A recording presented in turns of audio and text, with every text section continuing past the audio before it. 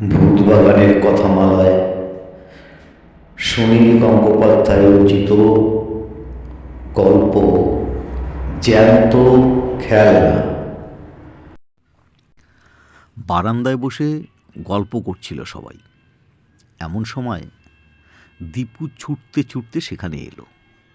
তার হাতে একটা শুকনো ডাল। দীপুর চোখ মুখ উৎসাহে জ্বলজ্বল করছে। সে যেন হঠাৎ আবিষ্কার করেছে একটা নতুন কিছু।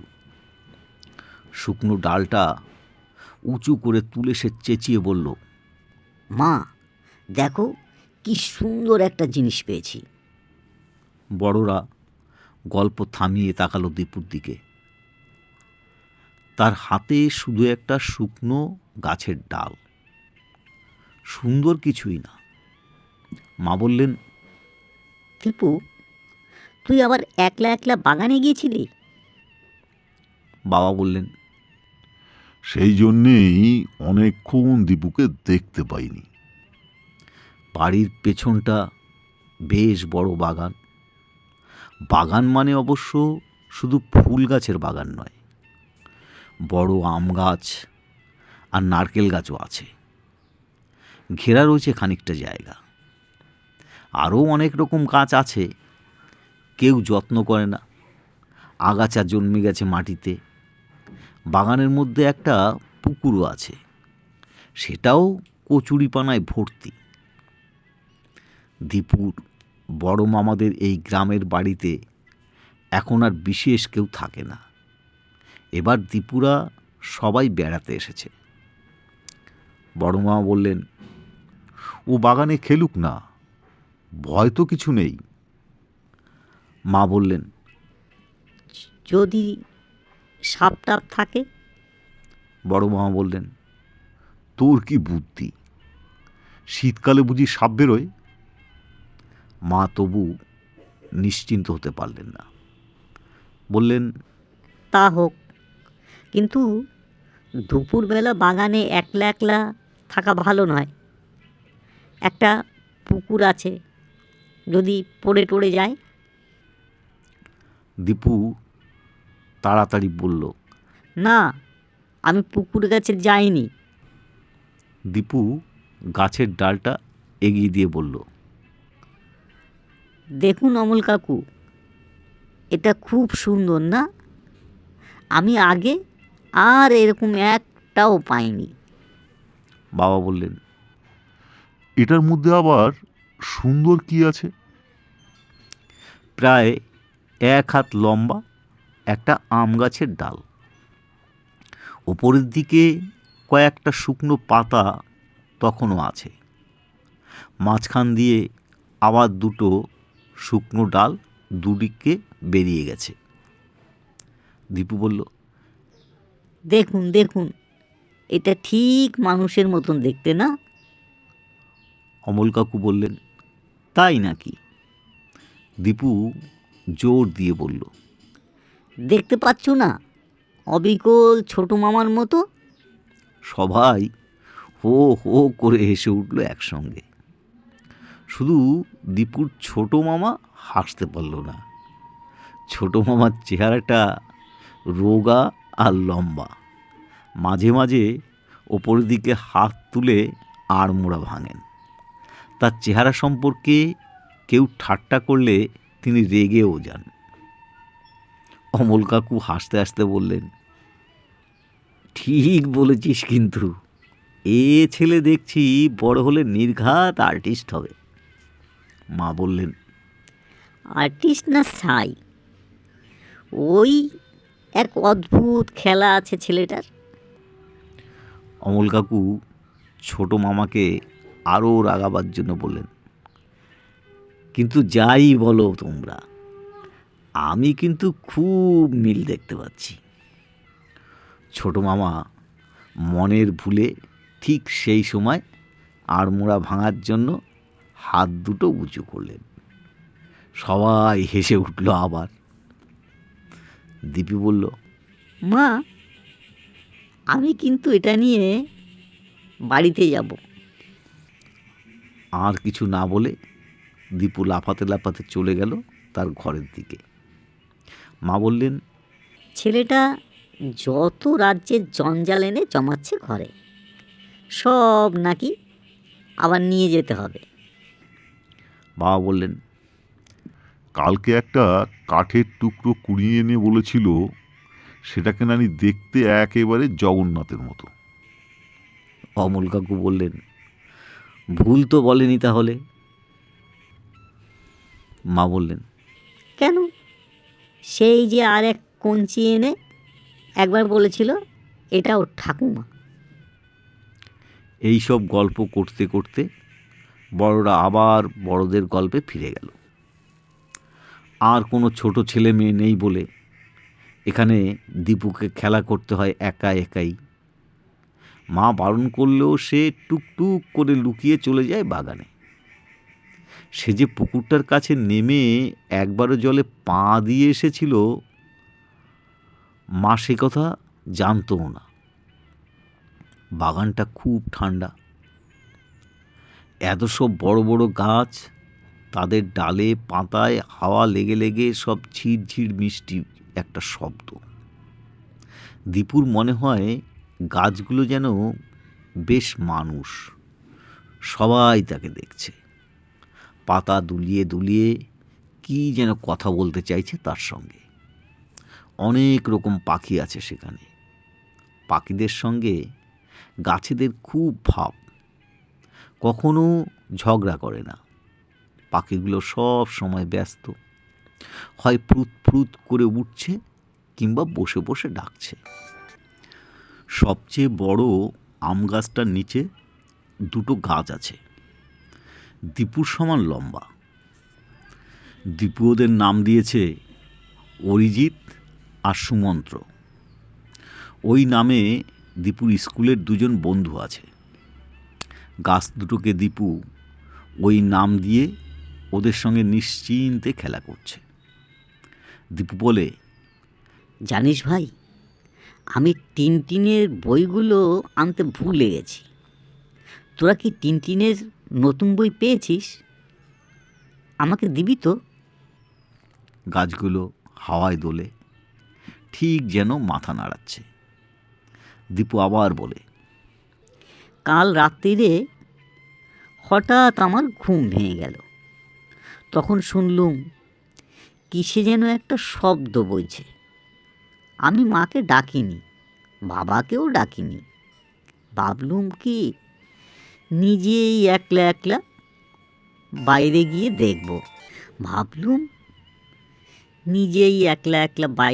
দেখব। একটুও ভয় পাইনি।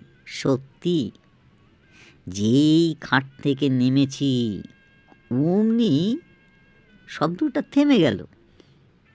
জানলা দিয়ে উঁকি দিয়ে দেখি একটা বিড়াল আমাকে দেখেই পালালো।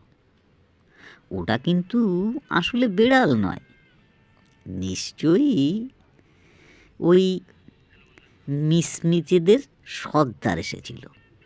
সেই যে ইচ্ছে করলেই অন্যরকম চেহারা নিতে পারে, আমাকে দেখে বিড়াল হয়ে গেল, বুঝলি? এইরকম গল্প করতেই দীপুর সময়টা কেটে যায়। মাঝে মাঝে দু একটা প্রজাপতি এসে বসে সেই ছোট্ট গাছ দুটোতে। তখন দীপু কথা থামিয়ে সেই দিকে চেয়ে থাকে। একটা প্রজাপতির নাম সে দিয়েছে বুবাই। ওটা ওর মাসতুতো বোনের নাম। একবার দীপু দেখল অরিজিৎ নামের গাছটা, সেইটার গা বেয়ে একটা শুঁয়োপোকা উঠছে। দীপু খুব রেগে গেল সেটা দেখে। সে ধমক দিয়ে বলল, এই, তুমি আমার বন্ধুর গায়ে উঠেছো কেন? শিগগির নামো। শুঁয়োপোকাটা এমন পাজি যে কোনো কথাই শুনল না। তখন দীপু একটা লাঠি দিয়ে খুঁচিয়ে সেটাকে মাটিতে ফেলে দিল।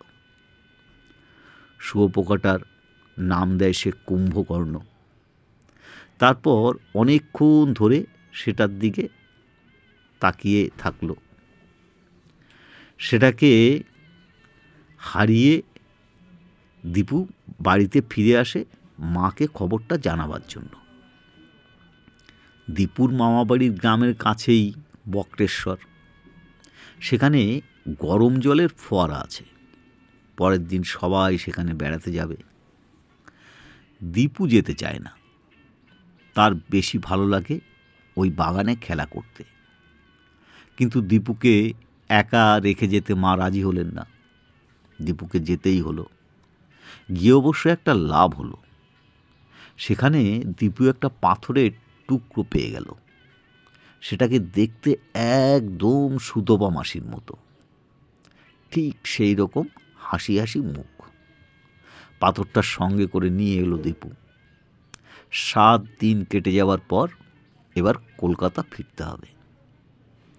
বাবার অফিসের আর ছুটি নেই। ফেরা হবে বড় মামার গাড়িতে। মালপত্র একেবারে বোঝাই হয়ে গেছে। সবাই এক বস্তা করে নারকেল নিয়েছে। তার উপরে আবার ঝুড়ি ঝুড়ি পাটালি গুড়। এর উপর আছে আবার দীপুর নিজের জিনিস, 7টা গাছের ডাল, 3টে কঞ্চি আর 4খানা পাথরের টুকরো। বড়দের সব জিনিসপত্র ঠিক ঠিক তোলা হলো। শুধু দীপুর জিনিসগুলো নেবার বেলাতেই গাড়িতে জায়গা কম পড়ে যায়। বাবা বললেন, ওইসব আজে বাজে জিনিসগুলো নিয়ে কি করবি? ওগুলো ফেলে দে। দীপু কিছুতেই রাজি নয়। ওগুলো তার খেলার জিনিস, সে কিছুতেই ফেলা যাবে না। দীপু প্রায় কেঁদে ফেলেছে দেখে মা বললেন, যাকে নিতে চাইছি যখন নিয়ে যাক। গাছের ডালগুলো রাখা হলো গাড়ির মাথায় ক্যারিয়ারে, বিছনাপত্তরের পাশে। পাথরগুলো দীপু নিজের পায়ের কাছে রাখল। দীপুর ছোট মামা শুধু থেকে গেলেন। তিনি আরও কদিন পরে একা ফিরবেন। আর সবাই উঠে পড়ল গাড়িতে। অমল কাকু বসেছেন দীপুর ঠিক পাশে। পাথরগুলোতে পা লাগায় অমল কাকু জিজ্ঞাসা করলেন, এই পাথরগুলো নিয়ে গিয়ে কি হবে দীপু? এরকম পাথর তো সব জায়গাতেই পাওয়া যায়। দীপু বলল, না, মোটেই না। ওই দেখুন না, ওই পাথরটাকে দেখতে ঠিক ক্যাপ্টেন হ্যাডকের মতো। অমল কাকু জিজ্ঞাসা করলেন, ক্যাপ্টেন হ্যাডককে? দীপু বলল, সে আছে একজন আমার গল্পের বইতে। অমল কাকু আর একটা পাথর তুলে নিয়ে জিজ্ঞাসা করলো, আর এইটা? ওটা তো সুতপা মাসি। তাই নাকি? তাহলে ওটা? দীপু মুচকি হেসে বলল, অমল কাকু, আপনার মতন দেখতেও একটা পাথর পেয়েছি। অমল কাকু আগ্রহের সঙ্গে বললেন, তাই নাকি? কই দেখি দেখি। দীপু একটা বিশ্রী দেখতে পাথর তুলে দিল। অমল কাকু হাসতে হাসতে বললেন, আরে তাই তো, এটা তো ঠিক আমার মতোই অবিকল দেখতে। সবাই দারুণ হাসতে লাগলো। বড় মামা গাড়ি চালাতে চালাতে এমন করে হাসতে লাগলেন যে আরও একটু হলে গাড়িটা রাস্তার পাশে গুড়িয়ে যেত। কেউ কিন্তু পাথরটার সঙ্গে অমল কাকুর মুখের কোনো মিল খুঁজে পাচ্ছে না। বাবা বললেন, ছেলেটা একেবারে পাগল, কি যে ওর খেলা। অমল কাকু বললেন, না না, পাগল কেন হবে? আর্টিস্ট এরকম অনেক কিছু দেখতে পায়, আমরা সাধারণ লোকেরা তা পাই না। বেশ কিছুক্ষণ গাড়ি চলার পর অমল কাকু চা খেতে ইচ্ছে হলো। গাড়ি থামানো হলো সেই জন্যেই। চায়ের দোকানের কাছে সবাই গাড়ি থেকে নেমে দাঁড়ালো। অন্যদের হাতে চায়ের কাপ, দীপু নিয়েছে বোতলের শরবত। সেখানে একজন মেয়ে কতগুলো বড় বড় রং করা বেতের ঝুড়ি বিক্রি করছিল। অমনি মায়ের একটা পছন্দ হয়ে গেল। যে কোনো জায়গা থেকে জিনিস কেনা মায়ের স্বভাব, কিন্তু অত বড় ঝুড়িটা নেওয়া হবে কোথায়? গাড়ির মাথাতেই বেঁধে নিতে হবে। বাবা আর অমল কাকু সেটাকে বাঁধাবাঁধি করছেন। হঠাৎ দীপু চিৎকার করে ছুটে এসে কাঁদো কাঁদো গলায় বলল, এ কি করলে? ছোট মামার হাতটা যে ভেঙে গেল।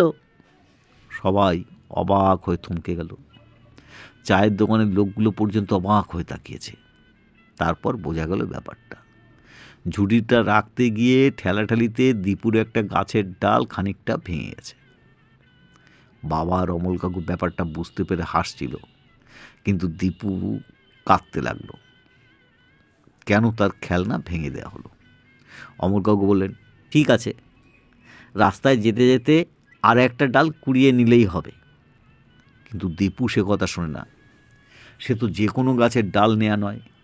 এই ডালটা ঠিক ছোট মামার মতো ছিল, এটার কেন হাত ভাঙল?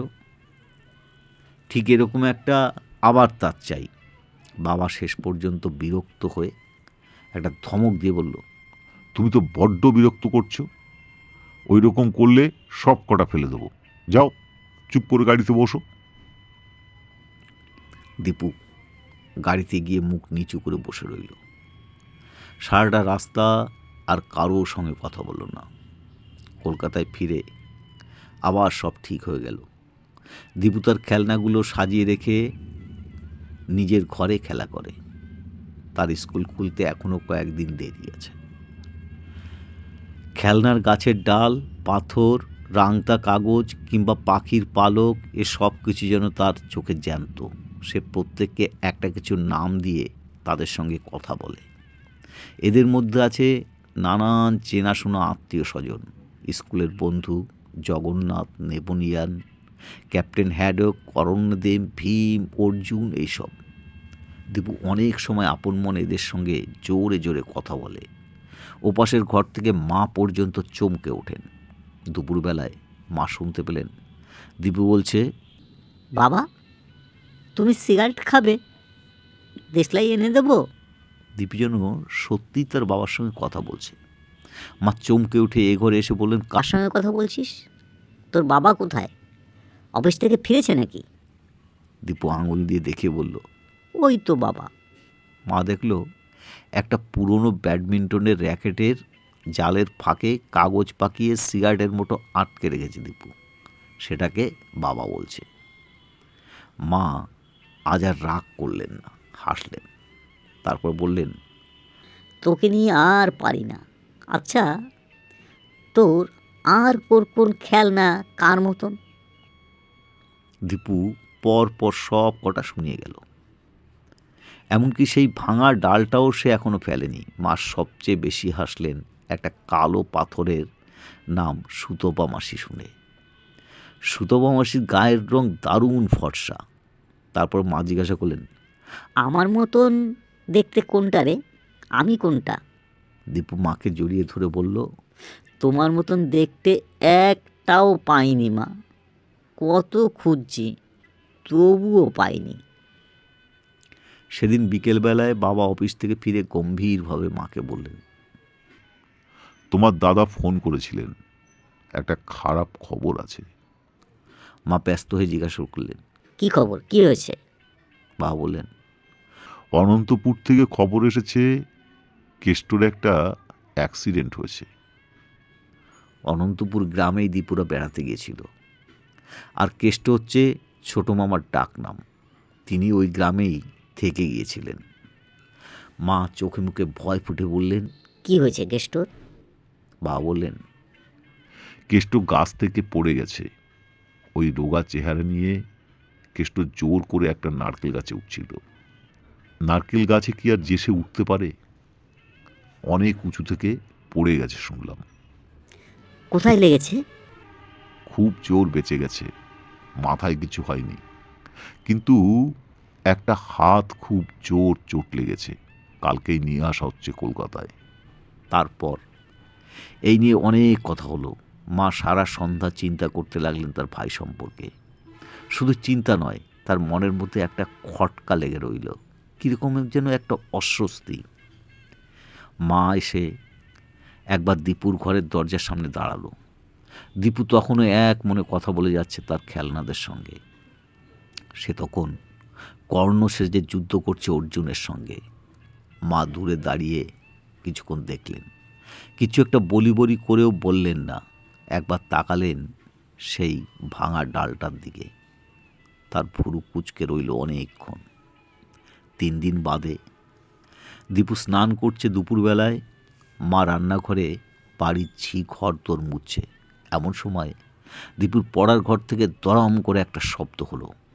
বাথরুম থেকেই সেই শব্দ শুনতে পেয়ে দীপু চেঁচিয়ে উঠল। কি হলো?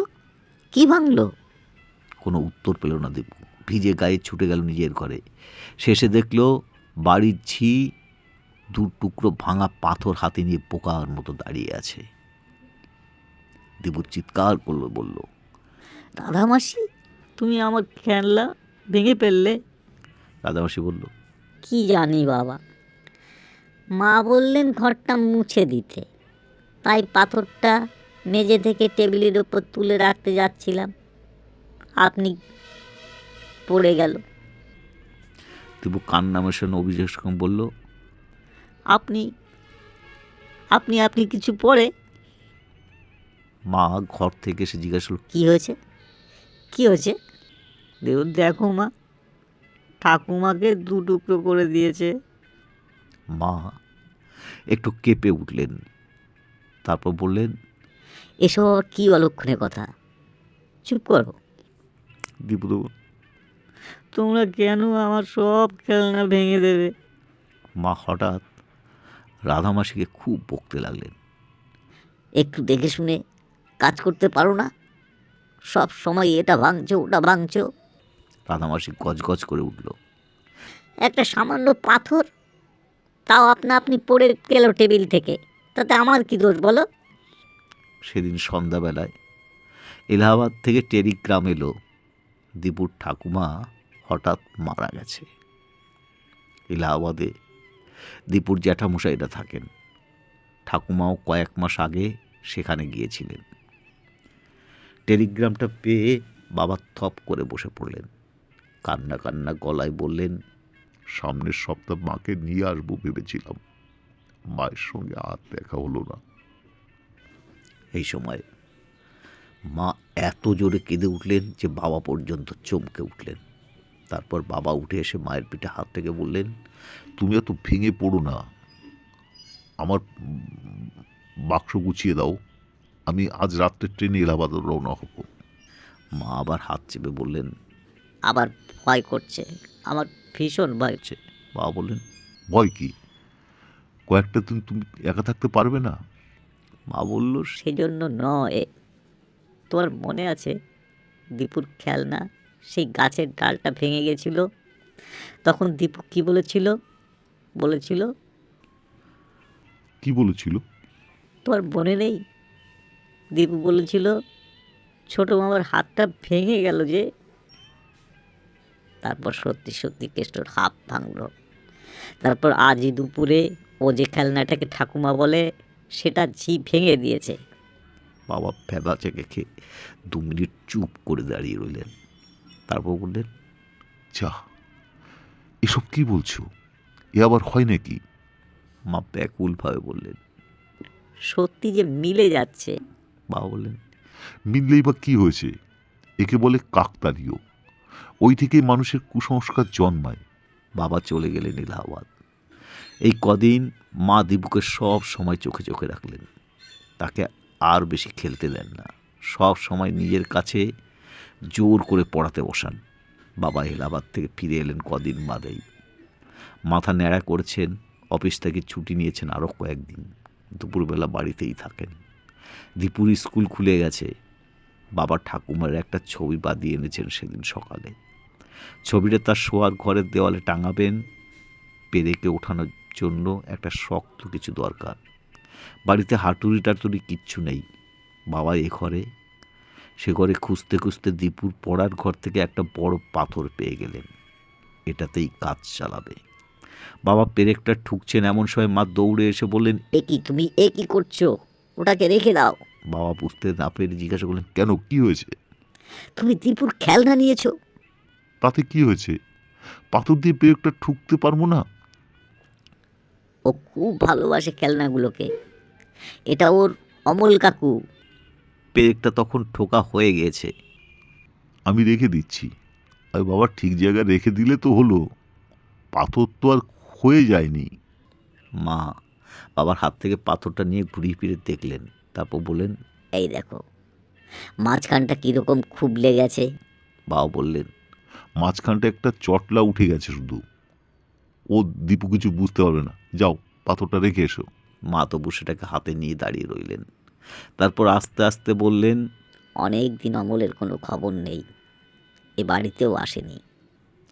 বাবা বললেন, বেশ কিছুদিন অমলের পাত্তা নেই বটে। আমিও এলাহাবাদে ছিলাম, সেও খোঁজখবর নেয়নি। মা বললেন, তুমি এক্ষুনি ফোন করো। মায়ের গলার আওয়াজটা এমনই অন্যরকম যে বাবা অগ্রাহ্য করতে পারলেন না। ফোন তুললেন। হ্যালো, অমল? কে? প্রশান্ত। কি খবর? তোর খবর কি? অনেক দিন পাত্তা নেই। কদিন খুব সর্দি কাশি আর জ্বরে ভুগছিলাম। এখন ভালো আছিস? অমল কাকু সব কথাতেই হাসেন। এবারও হাসতে হাসতে বললেন, আজ এক্স রে রিপোর্টটা পেলাম। বুকটা একটু জখম হয়েছে রে ভাই। ডাক্তার বলেছে আমার প্লুরিসি হয়েছে। মা আর বাবা দুজনে একসঙ্গে চেঁচিয়ে হ্যাঁ? টেলিফোন রেখে দিয়েই বাবা একেবারে রেগে আগুন হয়ে উঠলেন। অমল কাকু তার খুব প্রিয় বন্ধু। মা তখনও সেই বুকের কাছে চলটা ওঠা পাথরটার দিকে এক দৃষ্টিতে তাকিয়ে আছেন। বাবা বললেন, তোমার ছেলের এই সাংঘাতিক খেলা বন্ধ করতেই হবে। মা বললেন, দীপুর দোষ কি? আমরাই তোর খেলনাগুলো ভেঙে দেই কিংবা নষ্ট করি। বাবা বললেন, তা বলে জ্যান্ত মানুষের নাম নিয়ে কি অদ্ভুত খেলা! একটার পর একটা বিপদ ঘটে যাচ্ছে। বাবা রেগে গেলেন, আর কারো কথা শোনেন না। দীপুর ঘরে ঢুকে তিনি সব পাথরের টুকরোগুলো ছুঁড়ে ছুঁড়ে ফেলতে লাগলেন পেছনের মাঠে। গাছের ডাল, কঞ্চি ভাঙা, ব্যাডমিন্টন র্যাকেট এগুলো সব ফেলে দিতে যাচ্ছিলেন। হঠাৎ মত বদলে বললেন, এগুলো সব আমি আগুনে পুড়িয়ে দেব। দীপু তখন স্কুলে। তার সব খেলনা শেষ হয়ে যেতে লাগলো। বাবা তার সব গাছের ডাল আর কঞ্চিগুলো গুজিয়ে দিতে লাগলো রান্নাঘরের জ্বলন্ত কয়লার আগুনে। ভাঙা ব্যাডমিন্টন র্যাকেটটা যখন উনুনে দিতে যাচ্ছে, তখন মা তার হাত চেপে ব্যাকুলভাবে বলে উঠলেন, ওটা দিও না, ওটা থাক, ওটা দিও না। বাবা সে কথা শুনলেন না। জোর করে র্যাকেটটা ভরে দিলেন উনুনের মধ্যে। তক্ষুনি উনুন থেকে একটা আগুনের শিখা লাফিয়ে উঠল। আগুনের চিপ ছুঁয়ে দিল বাবার পাঞ্জাবির হাতা। তাও তাও করে জ্বলে উঠল। মা চিৎকার করে অজ্ঞান হয়ে পড়ে যাচ্ছিলেন। তার আগেই কোনো ক্রমে তিনি নিজেকে টেনে তুললেন র্যাকেটটা। আগুন বেশি ছড়ায়নি। বাবার হাতটা শুধু একটু ঝলসে গিয়েছিল, বেশি কিছু হয়নি।